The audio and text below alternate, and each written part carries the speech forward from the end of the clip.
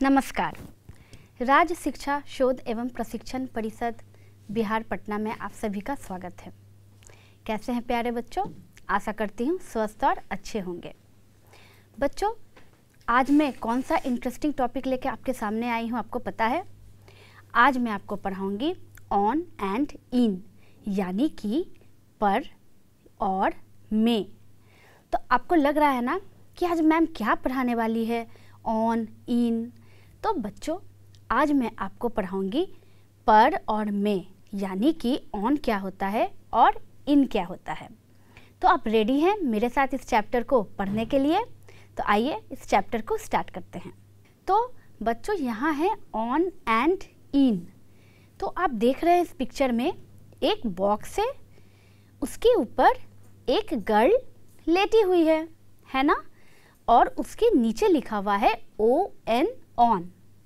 और ठीक ही उसके बगल में एक बॉक्स है दूसरा, जिसके अंदर एक गर्ल बैठी हुई है और उस बॉक्स के नीचे लिखा हुआ है इन, यानी कि IN इन।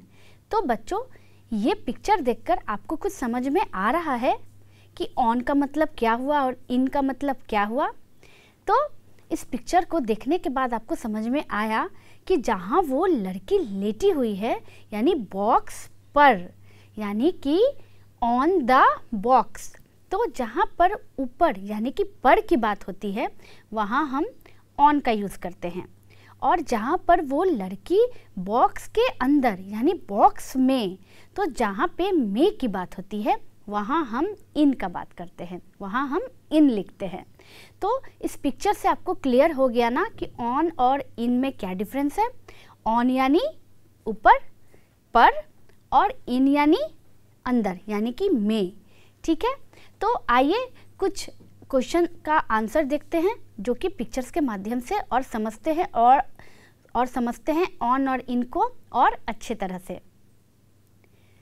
यहाँ है एक बॉक्स और उसके अंदर है एक बॉल। लिखा हुआ है वेयर इज़ द बॉल, यानी कि बॉल कहाँ है? तो इस पिक्चर को ध्यान से देखकर बताइए कि बॉल जो है वो बॉक्स के ऊपर है या बॉक्स के अंदर है। तो जब बॉल ऊपर रहता है तो क्या यूज़ करते हैं? ऑन। और जब बॉल अंदर रहता है यानी बॉक्स में रहता है तो क्या यूज़ करते हैं? इन। तो क्या लिखा हुआ है? The ball is in the box, यानी कि बॉल कहाँ है? बॉल बॉक्स में है, यानी बॉक्स के अंदर है। आइए नेक्स्ट पिक्चर देखते हैं। Where is the ball? अब यहाँ पर पिक्चर चेंज हो गया, यानी कि बॉक्स बंद हो गया और हमारा बॉल आ गया बॉक्स के ऊपर। तो यहाँ बॉल कहाँ है? Where is the ball? तो the ball is on the box, यानी कि बॉल जो है वो बॉक्स पर है, बॉक्स के अंदर नहीं है, बॉक्स पर है। तो इसीलिए क्या लिखा हुआ है? The ball is on the box. तो बच्चों, देखा आपने ऑन और इन को हम कैसे समझ रहे हैं, है ना? अब आपको कुछ कुछ क्लियर हो रहा है ना, समझ में आ रहा है ना कि जब भी हम ऊपर रखने की बात करते हैं तो वहाँ ऑन का यूज़ करते हैं, और जब हम पर की बात करते हैं यानी में की बात करते हैं तो हम यूज़ करते हैं इन का, है ना? तो आइए इसको कुछ और पिक्चर्स के थ्रू समझते हैं। अब है एक पप्पी है जो कि एक बास्केट में है। आप देख रहे हैं ना इस पिक्चर में, ये पप्पी बास्केट के अंदर, यानी कि बास्केट के अंदर से ये आपको देख रहा है। तो यहाँ पूछ रहा है कि वेयर इज़ द पप्पी, यानी कि पप्पी कहाँ है? तो पप्पी इज़ इन द बास्केट। पप्पी कहाँ है? वो तो बास्केट में है ना? वो बास्केट के बाहर नहीं है ना, वो बास्केट में है। इसीलिए हमने यहाँ किसका यूज़ किया? हमने यहाँ इन का यूज़ किया। Where is the puppy? तो the puppy is in the basket, है ना? समझ में आया ना? तो आइए नेक्स्ट पिक्चर देखते हैं कि अब पप्पी कहाँ है। वेयर इज़ द पप्पी? अब देखिए ध्यान से कि ये पप्पी अब बास्केट से कहाँ आ गया? ये तो कुर्सी पर बैठ गया। तो यहाँ इन होगा या ऑन होगा? देखिए क्या लिखा हुआ है, वेयर इज़ द पप्पी, यानी कि पप्पी कहाँ है? तो the puppy is on the chair, यानी कि पप्पी जो है वो कुर्सी पर है, चेयर पर है ना? आप देख रहे हैं ना कि वो बास्केट से चेयर पर आ गया। तो आशा करती हूँ बच्चों कि आपको ये अच्छी तरह से क्लियर हो गया होगा कि ऑन का यूज़ और इन का यूज़ हम कहाँ करते हैं। जब भी हम किसी चीज़ पर की बात करते हैं तो ऑन यूज़ होता है, और जब हम उस चीज़ के अंदर की बात यानी उस में की बात करते हैं तो हम यूज़ करते हैं इन का। तो हो गया ना क्लियर? अब कोई कन्फ्यूज़न तो नहीं है ना ऑन और इन में? तो आइए अब कुछ सवालों का जवाब दीजिए। आंसर दिस क्वेश्चंस, यानी कि प्रश्नों के उत्तर दें। यहाँ पिक्चर में कुछ बुक्स हैं और वो एक शेल्फ पे रखे हुए हैं। क्वेश्चन है वेयर आर द बुक्स, यानी कि किताबें कहाँ हैं। आप देख रहे हैं बच्चों कि यहाँ ढेर सारे किताब हैं, है ना।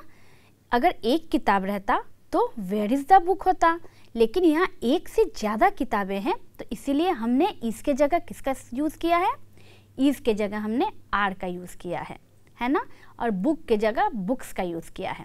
तो आपसे पूछा जा रहा है इस पिक्चर में कि वेयर आर द बुक्स, यानी कि किताबें कहाँ हैं। तो जल्दी से इसका आंसर दीजिए मुझे। आइए आंसर देखते हैं। The books are on the shelf, यानी कि किताबें जो हैं वो शेल्फ पर हैं, है ना बच्चों। तो आपने देखा यहाँ ऑन का यूज़ हुआ है। यहाँ ऑन का यूज़ क्यों हुआ है?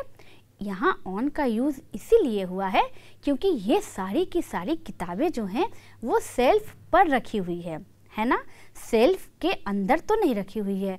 तो जब ये पर रखी हुई है, किसी चीज़ के ऊपर रखी हुई है, तो इसीलिए हमने यहाँ ऑन का यूज़ किया है। तो क्या हो गया? The books are on the shelf, है ना। तो आइए नेक्स्ट क्वेश्चन पे बढ़ते हैं। आंसर दिस क्वेश्चन, यानी कि इस प्रश्न का उत्तर दीजिए। यहाँ पूछ रहा है वेयर आर द पेंसिल्स, यानी कि यहाँ पेंसिल्स हैं, 2 पेंसिल है एक बॉक्स के अंदर, और पूछा जा रहा है कि पेंसिल कहाँ हैं। तो अब आप जल्दी से इसका आंसर मुझे बताइए कि ये पेंसिल्स जो हैं वो बॉक्स के अंदर हैं या बॉक्स पर हैं। तो इसका आंसर क्या होगा?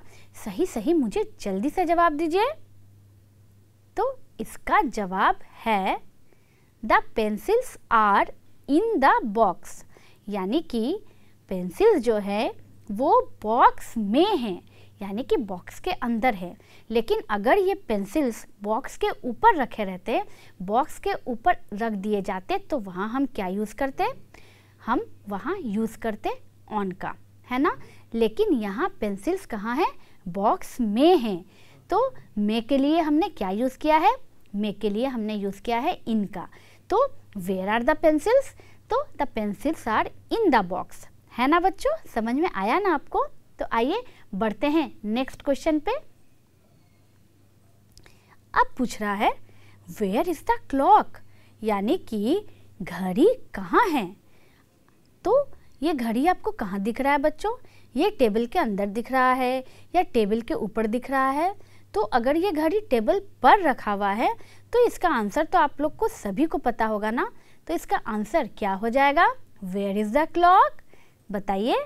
The clock is on the table, यानी कि घड़ी जो है वो कहाँ है?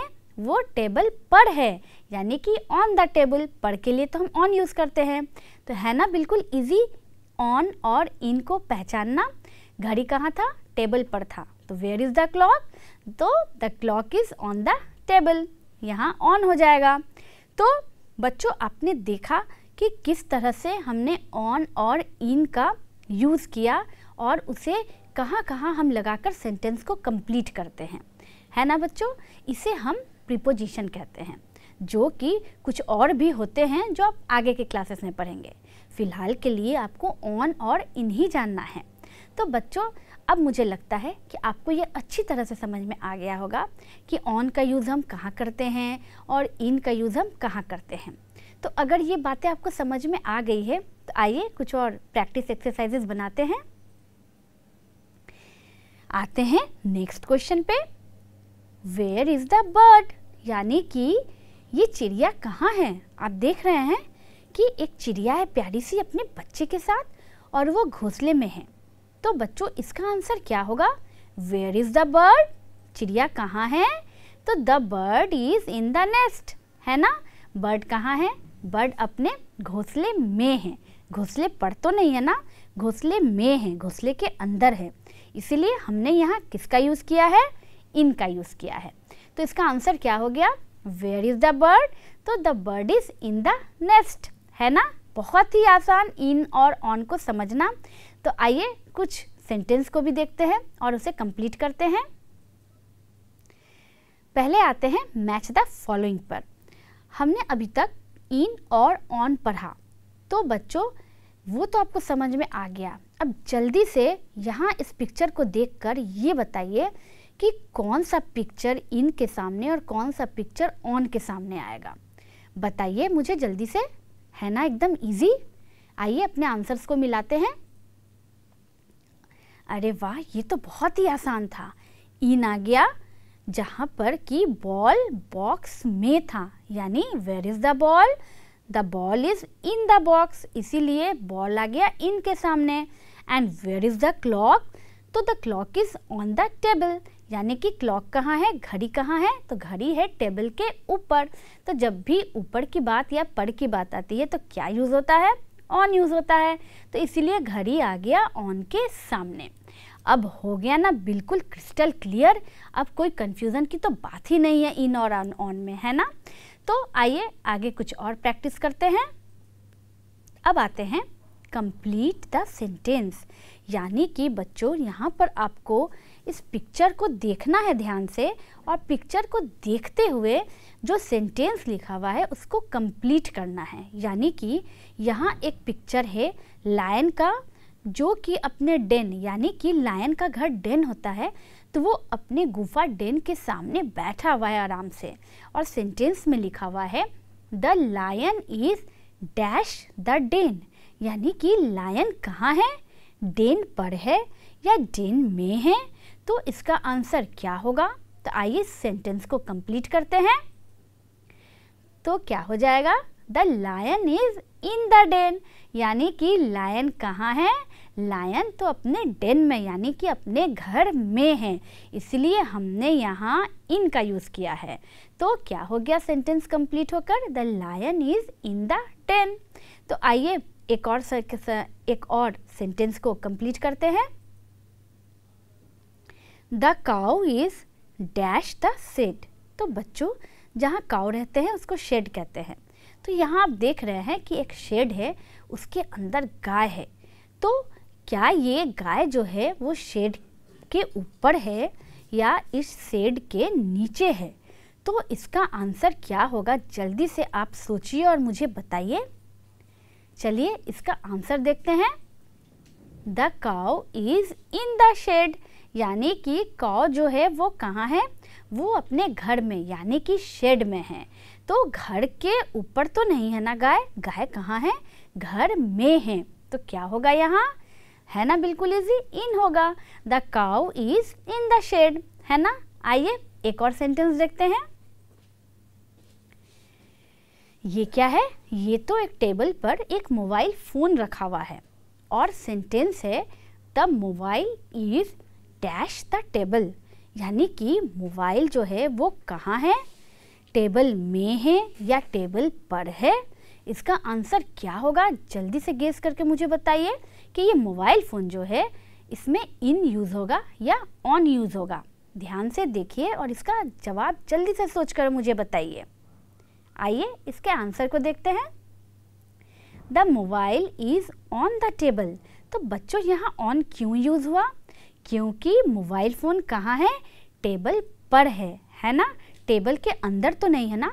जब कोई सामान ऊपर रखा रहता है या उस चीज़ पर रखा रहता है तो हम क्या यूज़ करते हैं? हम ऑन यूज़ करते हैं। तो इसीलिए यहाँ आंसर क्या होगा? Where is the mobile phone?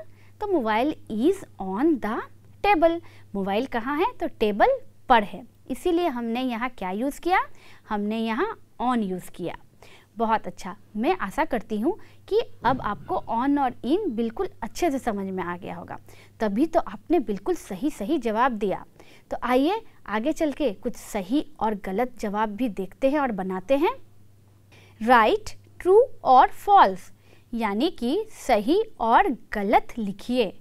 यहाँ एक पिक्चर है डॉग का जो अपने केनल, यानी कि डॉग जहाँ रहता है उसको केनल कहते हैं, तो वो अपने केनल में बैठा हुआ है बहुत ही आराम से।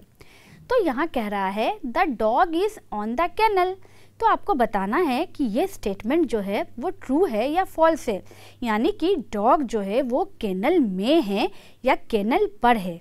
तो यहाँ ऑन सही है या गलत है, जल्दी से सोचकर मुझे बताइए।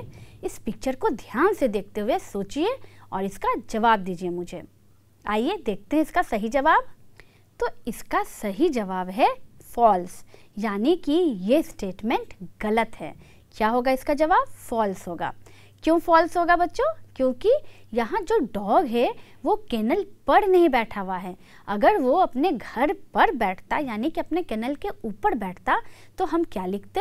ऑन लिख सकते थे, लेकिन वो केनल में है तो यहाँ क्या होगा? ऑन की जगह इन होगा। तो इसका सही आंसर क्या होना चाहिए? The dog is in the kennel. इसीलिए ये स्टेटमेंट बिल्कुल गलत है ना? तो आइए आगे बढ़कर दूसरा स्टेटमेंट देखते हैं। दूसरा सेंटेंस है the teacher is in the classroom, यानी कि टीचर जो है वो क्लासरूम में है। तो क्या ये सही है या गलत है? इस सेंटेंस को पढ़िए, पिक्चर को देखिए और जल्दी से इसका जवाब दीजिए। The teacher is in the classroom, is it true और फॉल्स? तो बच्चों ये ट्रू है या फॉल्स है? आइए आंसर देखते हैं। ये बिल्कुल सही है, ट्रू, यानी कि सही। The teacher is in the classroom. Teacher कहाँ है? तो टीचर अपने क्लासरूम में है ना? तो जब टीचर क्लास में है, क्लासरूम में है, तो वहाँ क्या यूज़ होगा? इन यूज़ होगा। यानी कि हमारा जो ये स्टेटमेंट है, हमारा जो ये सेंटेंस है वो 100% करेक्ट है ना? तो यहाँ पर क्या होगा? यहाँ पर होगा ट्रू, यानी कि हमारा स्टेटमेंट बिल्कुल सही है। आइए एक और सेंटेंस देखते हैं कि वो सही है या गलत है। The hat is in the head, यानी कि ये जो टोपी है वो सर में है। क्या ये सही है? टोपी सर में है। इस पिक्चर को देखिए, इस सेंटेंस को पढ़िए और जल्दी से इसका सही जवाब बताइए। The hat is in the head, यहाँ इन होगा या ऑन होगा? जल्दी से सोचिए और बताइए मुझे क्या होगा यहाँ। तो आइए आपके कन्फ्यूज़न को दूर करते हैं और अपने आंसर को मिलाते हैं। ये है फॉल्स, यानी कि ये स्टेटमेंट बिल्कुल ही गलत था। The hat is on the head, यानी कि हैट कहाँ है?